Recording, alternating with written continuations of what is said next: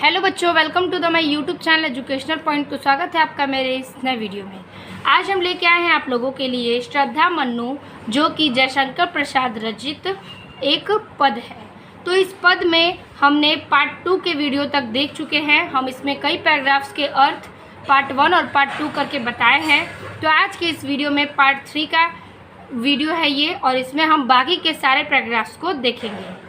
तो आज के इस वीडियो में हर एक पैराग्राफ के हम अर्थ को समझेंगे पहले, फिर उसके संदर्भ, व्याख्या और उसके काव्य सौंदर्य को लिखित नोट्स में देखेंगे। ठीक है, तो अगर आपने पिछले वीडियो को नहीं देखा है तो आप जाके उस वीडियो को ज़रूर देख लें, और चैनल पर नए चैनल को सब्सक्राइब कर दें, ताकि आपको और क्लास 12 के जितने भी सारे वीडियो हैं वो आपके नोटिफिकेशन के तौर पर मिलता रहे। तो स्टार्ट करते हैं, देर ना करते हुए स्टार्ट करते हैं वीडियो को, देखते हैं उसके आगे के पैराग्राफ्स को। तो हमने पिछले वीडियो में जाओ भूल तक के पैराग्राफ्स को देख लिया था। अब इसके आगे के पैराग्राफ्स में देखेंगे। लगे कहने मन्नू सहित विषाद, मधुर मारुत से ये उच्छ्वास, अधिक उत्साह तरंग अबाध, उठाते मानस से में सविलास। तो कह रहा है इसमें, इसका अर्थ की इसमें श्रद्धा की बातें सुनकर मन्नू कहते हैं। तो क्या कहते हैं? लगे कहने मन्नू सहित विषाद, श्रद्धा की बातें सुनकर मन्नू श्रद्धा से कहते हैं कि शीतल मंद पवन यानी कि मधुर मारुत से यह उच्छ्वास यानी कि शीतल मंद पवन की तरह सुखद प्रतीत होने वाले तुम्हारे ये उच्छ्वास निश्चय ही आनंद प्रदान करने वाले हैं। उच्छ्वास यानी कि निश्चय ही आनंद, मारुत मीन्स यानी कि मधुर, मधुर मारुत यानी कि सुखद, क्या सुखद आनंद प्रदान करने वाले। यानी कि श्रद्धा मन्नू की बातें सुनकर मन्नू ने कहते हैं कि शीतल मंद पवन की तरह सुखद क्या प्रतीत होने वाली तुम्हारी ये उच्छ्वास निश्चय ही आनंद प्रदान करते हैं। अधिक उत्साह तरंग अबंध की और मन के सौंदर्य को अनुभूति से परिपूर्ण कर देने वाले हैं। क्या है कि मन के उत्साह तरंग को क्या करते हैं? परिपूर्ण कर देते हैं, और इसके परिणाम स्वरूप क्या होता है? उत्साह की तरंगे क्या करने लगती हैं? उड़ने लगती हैं, यानी कि उत्साह की भावें उत्पन्न होने लगती हैं। उठाते मानस से सविलास, किंतु इस सच को भी कोई झुठला नहीं सकता कि मनुष्य का जीवन दुखों से क्या है? परिपूर्ण है, और वह उसके सम्मुख विवश का असहाय है। सविलास यानी कि असहाय है, यानी कि उसके मानस का सम्मुख विवश असहाय है। ठीक है, यही हो गया इसका अर्थ। आगे कह रहा है, किंतु जीवन कितना निरुपाय, लिया है देख नहीं संदेश, निराशा है जिसका परिणाम, सफलता का वह है कल्पित गेह। किंतु जीवन कितना भी निरुपाय यानी कि हम जीवन में अनेक सफलताएं कमाया करते हैं, यानी कि अगर हम जीवन में अनेक सफलताओं को क्या कामना करते हैं, विचार करते हैं, लिया है देख नहीं संदेश, लेकिन सच्चाई यही है कि सबका परिणाम एकमात्र क्या होता है? निराशा के रूप में ही प्राप्त होता है। हम जीवन में बहुत कुछ प्राप्त करने के लिए प्रार्थना करते हैं, उसके सहारे जीते हैं, लेकिन अंत में हमें निराशा के रूप में और कुछ नहीं मिल पाता। ठीक है, निराशा है जिसका परिणाम, और निराशा ही उसका क्या है?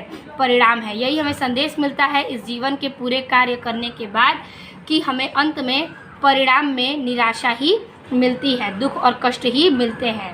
सफलता का वह कल्पित गेह, और सफलता का क्या है? यह एक कल्पित क्या है? कल्पनाओं का एक घर है। हमारे लिए हमारे जीवन में सफलता का क्या है? एक काल्पनिक क्या है? एक घर है। गेह मीन्स घर, यानी कि हम जीवन में सफलता का एक घर बनाते हैं, लेकिन अंत में हमें परिणाम में सिर्फ निराशा ही मिलती है। तो चलिए इसके पैराग्राफ्स के हम अर्थ को लिखित देख लेते हैं।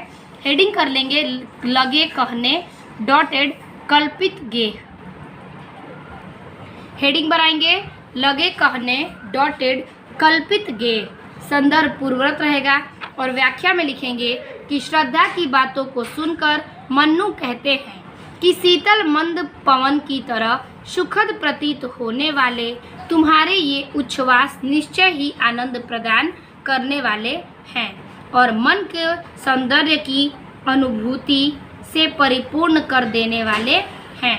इसको परिणाम स्वरूप मन में निरंतर ही उत्साह की तरंगे हिलोरे ले रही हैं। किंतु इस सच को भी कोई नहीं झुठला सकता कि मनुष्य का जीवन दुखों से क्या है, परिपूर्ण है। फिर आगे लिखेंगे कि और वह उसके सम्मुख विवश और असहाय है। हम जीवन में अनेक सफलताओं की कामना करते हैं, लेकिन सच्चाई तो यह है कि हमें उन सब का परिणाम एकमात्र निराशा के रूप में ही प्राप्त होता है। इस छोटे से जीवन में हमें अपनी विभिन्न इच्छाओं की पूर्ति कभी नहीं कर पाते हैं और एक दिन हमें इस संसार को छोड़कर जाना पड़ता है। अतः कहा जा सकता है कि हमारा जीवन सफलताओं की कल्पनाओं का एक क्या है, घर है। ठीक है, यही हम कह सकते हैं कि हमारा जो जीवन है वो सफलता की कामना का एक घर है। ठीक है, तो ये हो गया आपका अर्थ। काव्य सौंदर्य देख लेते हैं। तो काव्य सौंदर्य में लिखेंगे भाषा खड़ी बोली, शैली है प्रबंधात्मक, अलंकार है उपमा और अनुप्रास और गुण है प्रसाद का। तो ये हो गया हमारा अगला पैराग्राफ। अब हम देखेंगे इसके आगे के पैराग्राफ्स को। फिर इसके आगे पैराग्राफ कह रहा है कि कहा आगंतुक ने सस्नेह, अरे तुम इतने हुए अधीर, हार बैठे जीवन का दाव, जीतते मरकर जिसको वीर। तो यहाँ पर पैराग्राफ में मनु की बातें सुनकर श्रद्धा कहती हैं कि कहा आगंतुक के सस्नेह, कि हे तपस्वी तुमने धैर्य खो दिया है। क्या कर दिया है कि हे तपस्वी तुमने तो धैर्य को ही खो दिया है। अब तुमसे क्या है, सफलता को पाने की तीव्र इच्छा नहीं बची। फिर आगे कह रहा है कि तुमने तो सारा अपने तीव्रता की क्या कर दी है, इच्छा ही शेष नहीं बचाई है। अरे तुम इतने हुए हो अधीर, कि अरे तुम तो इतनी जल्दी अपनी क्या करे, सफलता को क्या मान लिया है, यानी कि सफलता को तुमने क्या किया है, इतनी जल्दी हार मान ली है। हार बैठे जीवन का दाव, तुम तो जीवन का दाव ही हार बैठे हो। जिस प्रकार वीर पुरुष परिश्रम के बल पर प्राप्त करते हैं, क्योंकि साहसी और कर्मवीर बनने की जगह तुम तो निराश और हतोत्साहित हो गए हो। यानी कि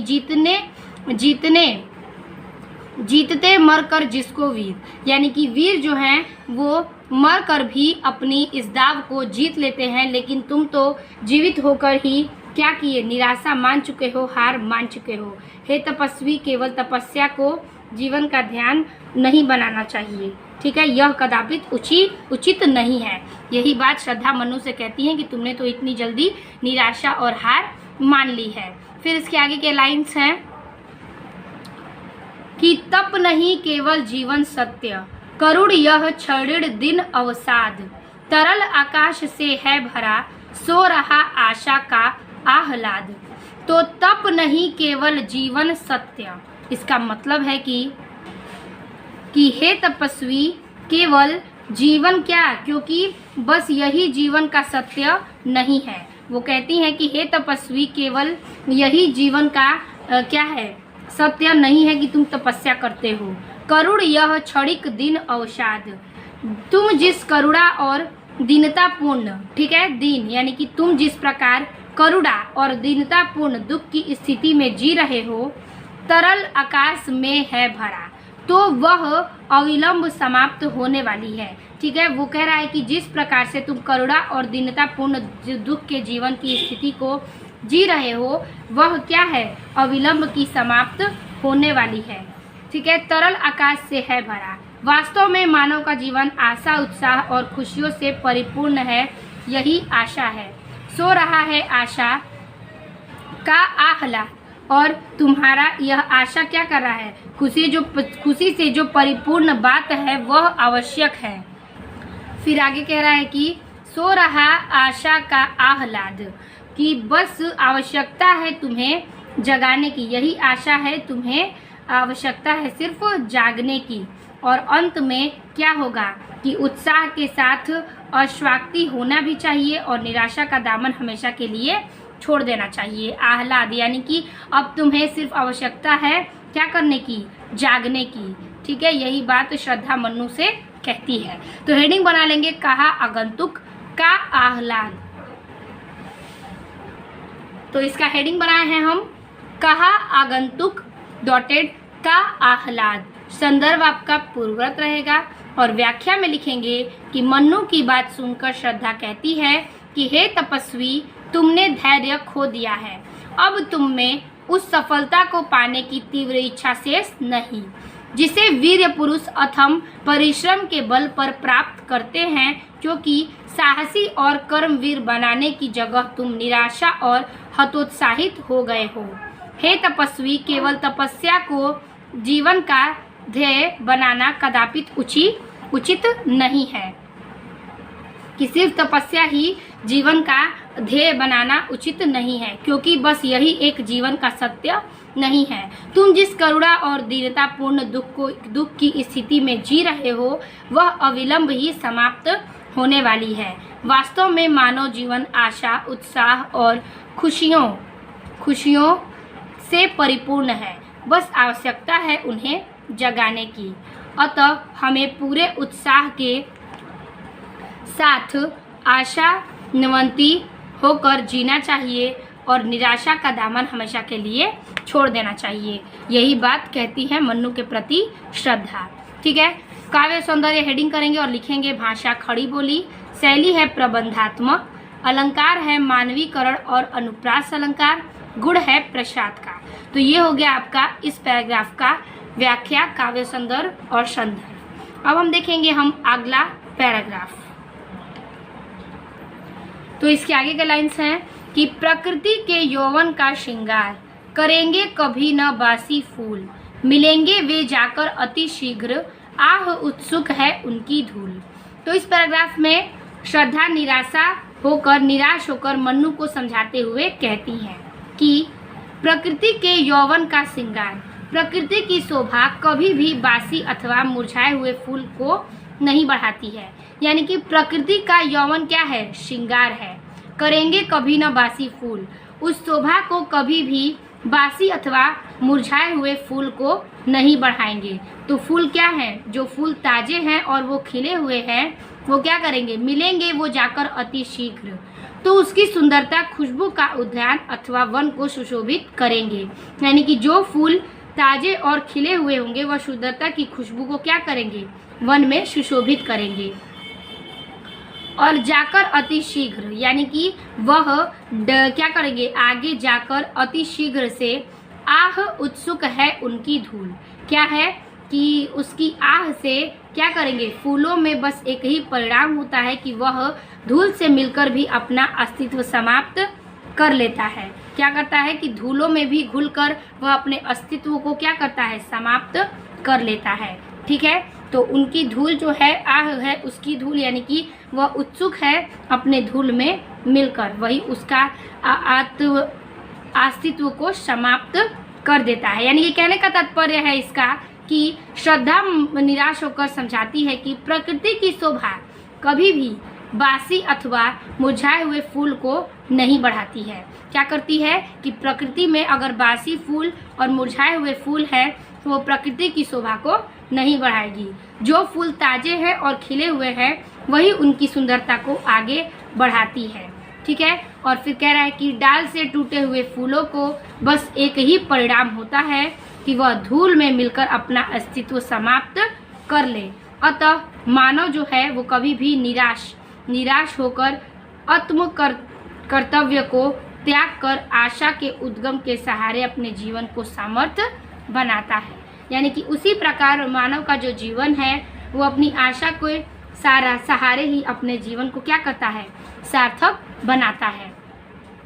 फिर कह रहा है, एक तुम यह विस्तृत भूखंड, प्रकृति वैभव से भरा आमंद, कर्म का भोग, भोग का कर्म, यही जड़ का चेतन आनंद। तो एक तुम हो, वो कहती हैं कि हे मन्नू, एक तुम हो जो दुख की बातें कर रहे हो। विस्तृत भूखंड, इस धरती पर इतने सारे धरती हैं, इतने सारे बड़ी बड़ी चीज़ें हैं, धरती पर कई चीज़ें हैं, लेकिन तुम सिर्फ दुख और पीड़ा की ही बातें करते हो। प्रकृति वैभव से भरा आनंद, ये जो प्रकृति है वो पूरे पर्यावरण हरे भरे खुशहालियों से क्या है, भरा हुआ है, इसमें आनंद है। तो धरती पूरी तरह से क्या है, परिपूर्ण है।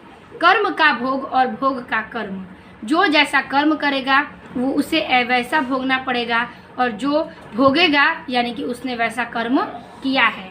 तो इस धरती पर ही सब लोगों को अपने कर्म का भोग कर ही जाना है। यही जड़ का चेतन आनंद, यही जड़ और चेतन दोनों प्रकार के प्राणियों का क्या है, आनंद है। यही दो सच्चाई है जीवन की, कि जो जैसा कर्म जीवन में करेगा उसको वैसा ही भोगना पड़ेगा। ठीक है, यही मन्नू बातों को समझाती है, श्रद्धा समझाते हैं मन्नू को। तो इस प्रकार से हम हेडिंग बनाएंगे, प्रकृति के यौवन डॉटेड चेतन आनंद। तो चलिए इसका अर्थ देख लेते हैं। हेडिंग बनाएंगे, प्रकृति के डॉटेड चेतन आनंद। व्याख्या संदर्भ पूर्ववत रहेगा, और व्याख्या में लिखेंगे कि श्रद्धा निराश मन्नू को समझाते हुए कहती हैं कि प्रकृति की शोभा कभी भी बासी अथवा मुरझाए हुए फूल की भांति फूल नहीं बढ़ाते हैं। जो फूल ताजे और खिले हुए हों उनकी ही सुंदरता और खुशबू से उद्यान अथवा वन सुशोभित होता है। डाल से टूटे हुए फूलों का तो बस एक ही परिणाम होता है, और वह है धूल से मिलकर अपना अस्तित्व समाप्त कर लेना। ठीक है, फिर कह रहा है, अतः मानव को भी निराशा का अकर्मत्य त्याग कर आशा के उद्गम के सहारे अपने जीवन को सार्थक बनाना चाहिए।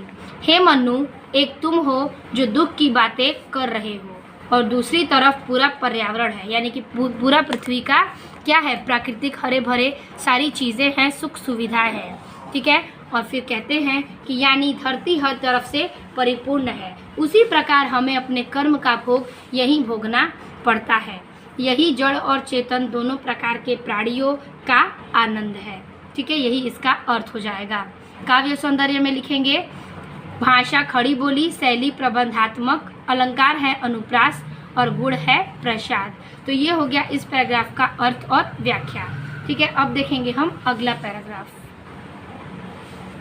तो आगे के लाइन्स इसमें कह रहे हैं, अकेले तुम कैसे असहाय, यजन कर सकते तुच्छ विचार, तपस्वी आकर्षण से हीन, कर सके नहीं आत्मविस्तार।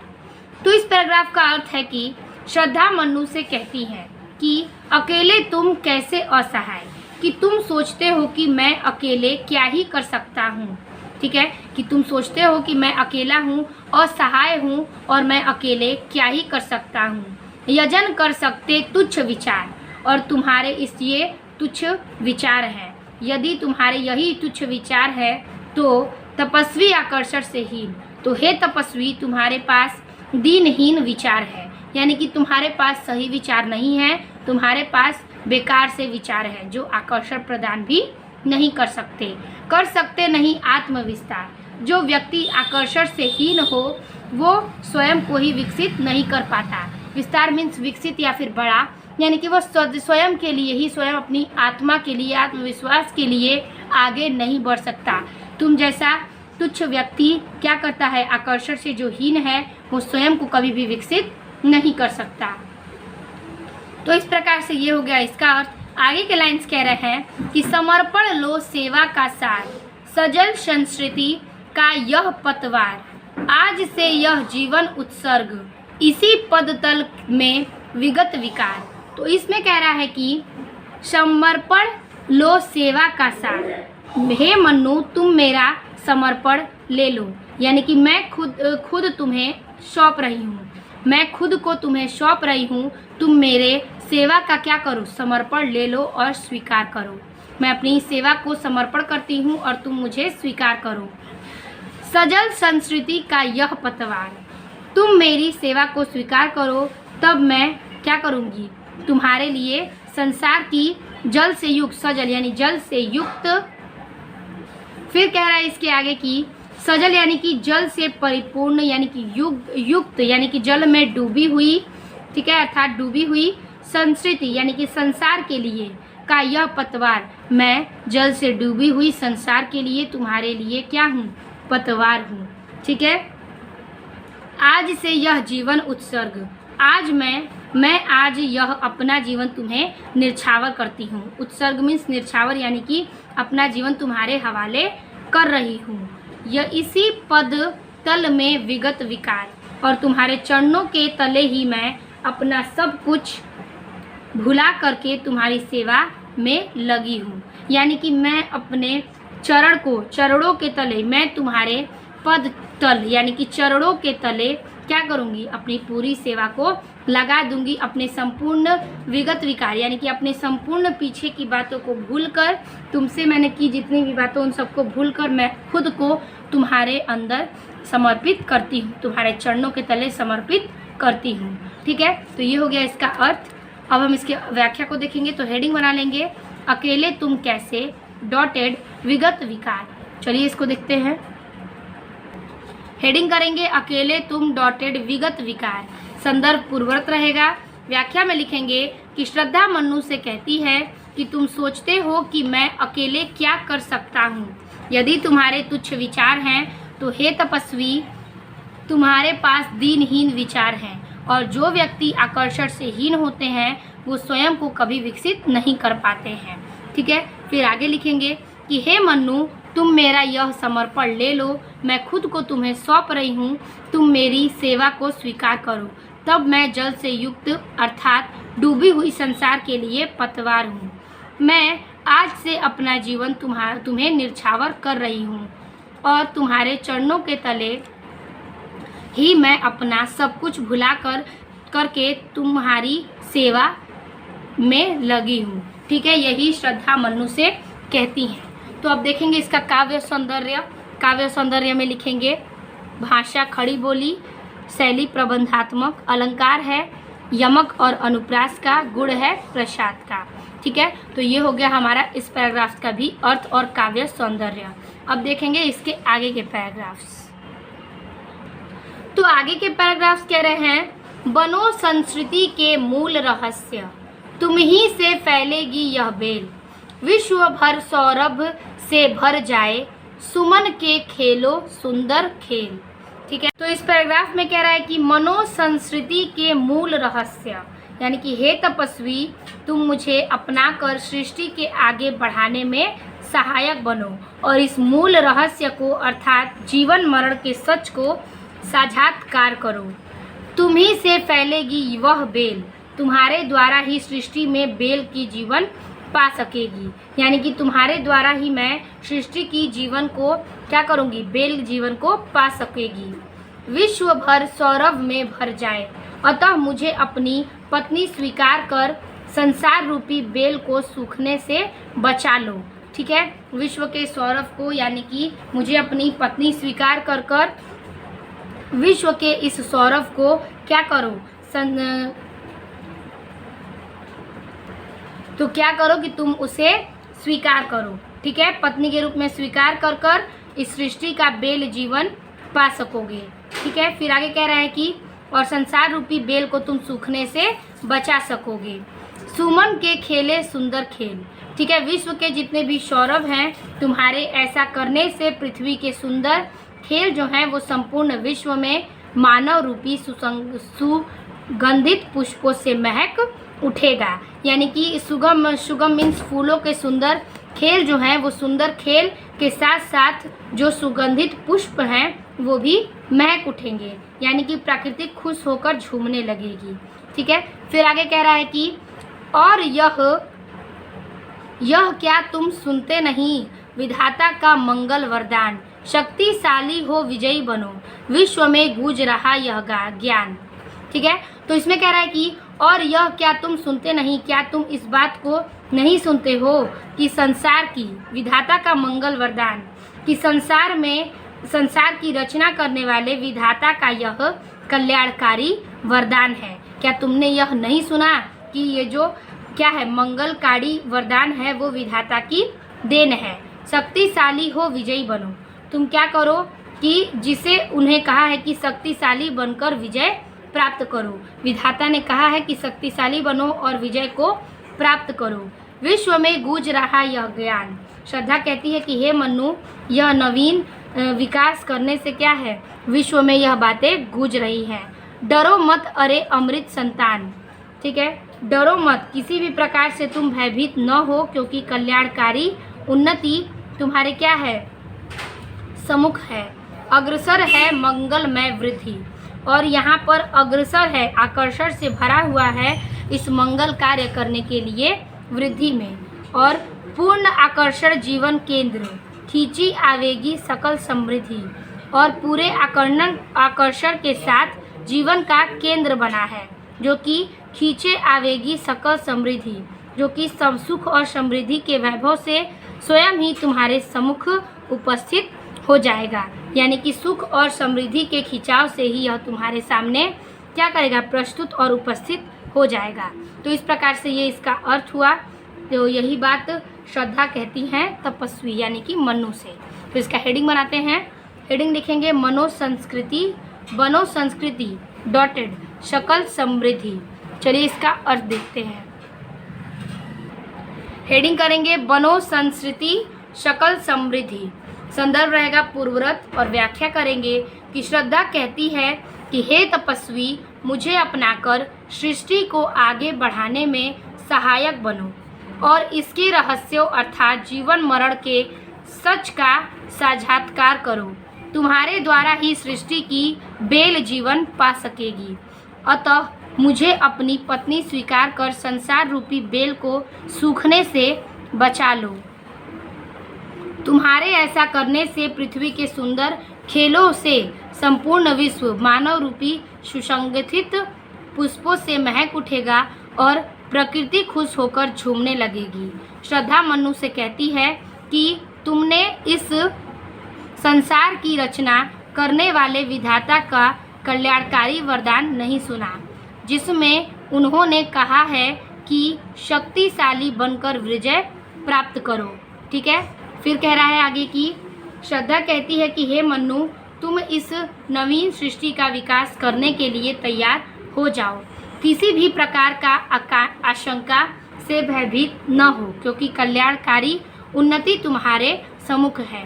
क्योंकि तुम डरो मत, क्योंकि सारे कल्याणकारी उन्नति तुम्हारे सामने ही है। तुम्हारा जीवन आकर्षण से भरा है, अतः सभी सुख समृद्धि और वैभव स्वयं ही तुम्हारे सम्मुख उपस्थित हो जाएंगे। ठीक है, यही इसका अर्थ है। काव्य सौंदर्य लिखेंगे। भाषा खड़ी बोली, शैली है प्रबंधात्मक, अलंकार है अनुप्रास का, और गुण है प्रसाद का। ठीक है, तो ये हो गया आपका अर्थ और काव्य सौंदर्य। अब देखेंगे आगे के पैराग्राफ्स को। इसके आगे लाइन कह रहा है कि विधाता की कल्याणी सृष्टि सफल हो इस भूतल पर पूर्ण, फटे सागर बिखरे ग्रह पुंज और ज्वालामुखियों हो चूर्ण। तो इसमें अर्थ कह रहा है कि श्रद्धा मनु से कहती है कि मानव सृष्टि संसार के समस्त क्या है कि विधाता की कल्याणकारी सृष्टि, यानी कि मानव सृष्टि से संसार से समस्त जीव जंतुओं की क्या है, प्रकृति के लिए कल्याणकारी है। सफल हो इस भूतल पर पूर्ण, तुम अपने मनोवचित कर्तव्यों को निर्वर्ध करके ईश्वर द्वारा रचित सृष्टि के, फिर आगे कह रहा है कि सफल हो इस भूतल पर पूर्ण, तो ईश्वर द्वारा रचित सृष्टि का क्रम जो है वो चलाने पर अपना योगदान है और सफल हो जाता है, परिपूर्ण होकर इस शक्ति का क्या है, नियंत्रण प्राप्त हो जाता है। पटे सागर बिखरे ग्रह पुंज, सारे ग्रह नक्षत्र चारों ओर फैलकर सृष्टि को क्या करते हैं, आलोकित करते हैं। और ज्वालामुखियां हो चूर्ण, और ये फैलकर जितने भी ज्वालामुखियां हैं वो शांत हो जाती हैं और मनुष्य समस्त प्रकृति को क्या करता है, अपना लेता है। यानी कि सारी ज्वालामुखियां फूट कर हो जाती हैं क्या, परिपूर्ण, शांत हो जाती हैं। और बिखरे जितने भी ग्रह नक्षत्र हैं वो क्या हो जाते हैं कि फैलकर सृष्टि को आलोकित करते हैं। तो यहाँ पे कह रहा है कि विधाता की कल्याणी सृष्टि सफल हो इस भूतल पर पूर्ण, यानी कि श्रद्धा मनु से कहती हैं कि मानव सृष्टि संसार के समस्त जीव जंतुओं के प्रकृति के लिए क्या है, कल्याणकारी है। तुम अपने मनोचित कर्तव्यों को कर रहे हो, ईश्वर द्वारा रचित सृष्टि से कर्म की चलाने पर अपना योगदान दो। और तुम्हारे इस योगदान से मानव शक्ति के द्वारा समुद्रों पर नियंत्रण प्राप्त कर लिया जाएगा और सारे ग्रह नक्षत्र जो हैं वो चारों ओर फैलकर सृष्टि को क्या करेंगे, आलोकित करते हुए मानव शक्ति क्या करेंगे, गुणवान करेंगे और सारी ज्वालामुखियाँ शांत हो जाएंगी। फिर आगे कह रहा है कि उन्हें चिंगारी सदृश सदर्प कुचलती रहे खड़ी सानंद, आज से मानवता की कृति अनिल भू जल में रहे न बंद। तो यहाँ पे कह रहा है कि उन्हें चिंगारी सदृश सर्पण की समस्त प्रकृति की जो आपदाएं हैं वो विजय पाकर क्या करती हैं, चिंगारियाँ सदृश करती हैं और कुचलती रहे सभी सानंद, और कुचल कर सभी खड़ी सानंद, यानी कि सारे जो समस्त हानियां हैं उनको कुचल कर रख देती हैं और जीवों की रक्षा करती हैं। आज से मानवता की कृति, आज से वायु पृथ्वी एवं जल की जो प्राकृतिक कृति है वो अनिल भू जल में रहे न बंद, वो क्या करे, धरती पर ब्रह्मांड में फैलने वाले मानवता के यश को रोक नहीं पाएगी, यानी कि बंद नहीं कर पाएगी। तो यही इसका अर्थ है। पैराग्राफ बनाएंगे, विधाता की डॉटेड रहे न बंद। चलिए इसकी व्याख्या देख लेते हैं। हेडिंग करेंगे विधाता की डॉटेड रहे न बंद, संदर्भ रहेगा पूर्वरत और व्याख्या में लिखेंगे कि श्रद्धा मनु से कहती है कि मानव सृष्टि संसार के समस्त जीव जंतुओं एवं प्रकृति के बीच कल्याण के लिए कल्याणकारी है। तुम अपने मनोवचित कर्तव्यों का निर्वर्धन करके ईश्वर द्वारा रचित इस सृष्टि के क्रम को चलाने में अपना योगदान दो। तुम्हारे योगदान से मानव शक्ति के द्वारा सारे उकनते समुद्रों पर नियंत्रण प्राप्त कर लिया जाएगा। सारे ग्रह नक्षत्र चारों ओर फैलकर सृष्टि को आलोकित करते हुए मानव शक्ति का गुणगान करेंगे। उनके सम्मुख समस्त विनाशकारी ज्वालामुखी शांत हो जाएंगे और मनुष्य समस्त प्राकृतिक आपदाओं पर विजय पाकर उनसे होने वाली हानियों से समस्त जीवों की रक्षा करेगा। आज से वायु, पृथ्वी एवं जल जैसे प्राकृतिक तत्व भी संपूर्ण ब्रह्मांड में फैलने वाले मानवता के यश को रोक नहीं पाएंगे। तो ये हो गया इसका अर्थ। काव्य सौंदर्य में लिखेंगे भाषा खड़ी बोली, शैली प्रबंधात्मक, अलंकार है उपमा अनुप्रास और गुण है प्रसाद। अब देखेंगे हम आखिरी पैराग्राफ को। आखिरी पैराग्राफ कह रहा है कि जलधि के फूटे कितने उत्स, दीप कच्छतप डूबे उतराए, किंतु वह खड़ी रहे दृढ़ मूर्ति, उभयोदय का कर रही उपाय। तो इस पैराग्राफ में श्रद्धा मनु को समझाती है कि भीषण प्रलय में, यानी कि जलधि के फूटे कितने उत्स, भीषण प्रलय में समुद्र के बहुत से स्रोत फूट गए थे।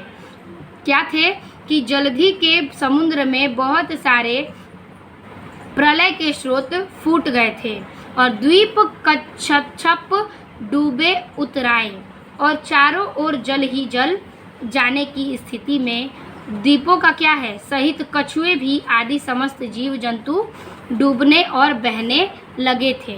यानी कि जब भीषण प्रलय में समुद्र से बहुत सारे स्रोत फूट गए थे तो चारों ओर जल ही जल जाने लगे और इस स्थिति में द्वीपों सहित कच्छप यानी कि कछुए और समस्त जीव जंतु जो हैं वो डूबने लगे और बहने लगे, किंतु वह खड़ी रहे दृढ़ मूर्ति। इसके बावजूद भी मानवता की रक्षा उत्थान हेतु मानवता की दृढ़ मूर्ति के रूप में हम दोनों क्या करेंगे, एक साथ विद्यमान रहेंगे, खड़े रहेंगे, उभयोदय का कर रही उपाय। तो यह श्रद्धा इन बातों का आशय है कि महाप्रलय के बाद भी मानवता अपनी अस्तित्व की रक्षा करने के लिए क्या करेगा, उपाय करेगा। ठीक है। फिर आगे कह रहा है कि शक्ति के विद्युत कर्ण सो व्यस्त, जो व्यस्त, यानी कि श्रद्धा कहती है कि सृष्टि की रचना शक्तिशाली विद्युत कणों से हुई है। क्या हुई है कि सृष्टि की रचना शक्तिशाली विद्युत के कणों से व्यस्त यानी कि हुई है। विकल बिखरे हो निरुपाय, किंतु विद्युत कण अलग अलग होकर भटकते हैं। जब तक ये शक्तिमान होते हैं तब तक यह परस्पर मिलकर क्या करते हैं, शक्ति का स्रोत प्रकटित करते हैं। समन्वय उनका करे समस्त। ठीक उसी प्रकार मानव अपनी शक्ति को क्या करता है, बिखेरता रहता है और तब शक्तिहीन बनता है, और जब सम्मानित हो जाता है तब, जब समस्त मानव मिलकर एक तरफ समन्वय हो जाते हैं तब विजयिनी मानवता हो जाए तो वह विश्व की जीत करने के लिए अपार शक्ति प्राप्त कर लेते हैं। तो वह जीत के लिए क्या करते हैं, विजय मानवता के रूप में प्राप्त कर लेते हैं। तो ये हो गया इस पैराग्राफ्स के भी अर्थ। हेडिंग कर लेंगे जल्दी के डॉटेड हो जाए। हेडिंग करेंगे जल्दी के फूटे डॉटेड हो जाए। संदर्भ पूर्ववर्त रहेगा और व्याख्या लिखेंगे कि श्रद्धा मन्नू को समझाती है कि भीषण प्रलय में समुद्र के बहुत से स्रोत फूट गए थे और चारों ओर जल ही जल हो जाने की स्थिति में दीपों सहित कछुआ आदि समस्त जीव जंतु उसमें डूबने और बहने लगे थे। इसके बावजूद मानवता की रक्षा और उत्थान हेतु नव प्रयास जारी है। मानवता की दृढ़ मूर्ति के स्वयं हम दोनों यहाँ पर एक साथ विद्यमान हैं। यहाँ श्रद्धा की बातों का आशय यह है कि महाप्रलय के बाद भी मानवता अपने अस्तित्व की रक्षा करने के लिए विजयी रही है। आगे श्रद्धा कहती है कि इस सृष्टि की रचना शक्तिशाली विद्युत कणों से हुई है, किंतु जब तक विद्युत कण अलग अलग होकर भटकते हैं तब तक यह शक्तिहीन होते हैं, और जब यह परस्पर मिल जाते हैं तब उनमें अपार शक्ति का स्रोत प्रस्फुटित होते हैं। ठीक है। ठीक इसी प्रकार जब मानव अपनी शक्ति को संचित न करके उसे बिखेरता रहता है तब तक वह शक्तिहीन बना रहता है, और जब वह समन्वित हो जाता है तो वह विश्व को जीत लेने के लिए अपार शक्ति प्रदान करता है। ठीक है। तो इस प्रकार से इसका भी ये अर्थ हो गया। काव्य सौंदर्य देख लेते हैं। काव्य सौंदर्य में लिखेंगे भाषा खड़ी बोली, शैली प्रबंधात्मक, अलंकार है, उपमा अनुप्रास, गुण है प्रसाद का। तो इस प्रकार से आपके पूरे पैराग्राफ्स के अर्थ समाप्त होते हैं। वीडियो अच्छी लगी तो लाइक कमेंट शेयर कीजिएगा। मिलते हैं आपसे अगले वीडियो में इसके अभ्यास प्रश्न में। तब तक के लिए धन्यवाद।